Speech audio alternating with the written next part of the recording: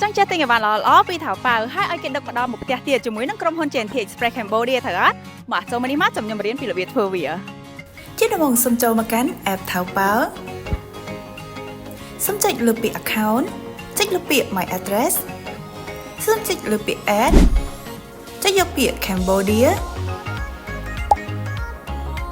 សូមចុចលើពាក្យ mainland China ចុចលើពាក្យនៅខាងស្ដាំខាងលើចុចលើពាក្យជួរទី2ចុចលើពាក្យជួរអក្សរ F ចុចលើពាក្យជួរអក្សរ C ចុចលើពាក្យជួរអក្សរ N បន្ទាប់មកសូមបំពេញអាសយដ្ឋានបន្ថែមដែលមានដាក់ជូននៅក្នុង caption ភ្ជាប់ជាមួយនឹងលេខទូរស័ព្ទនិងលេខកូដសាខាអ្នកនៅខ្មែរឈ្មោះអ្នកទទួល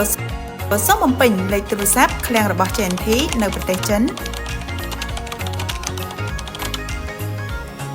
ពេលនេះជាការស្រេចឃើញអត់ពិតជាងាយស្រួលខ្លាំងមែនតើបើបងប្អូនណាចូលចិត្តប្រភេទវីដេអូនេះសូមជួយចុច like share និង follow page ផងដើម្បីទទួលបានគំនិតថ្មីៗអំពីរបៀបទិញអីវ៉ាន់ពីចិនបាយបាយ JNT Express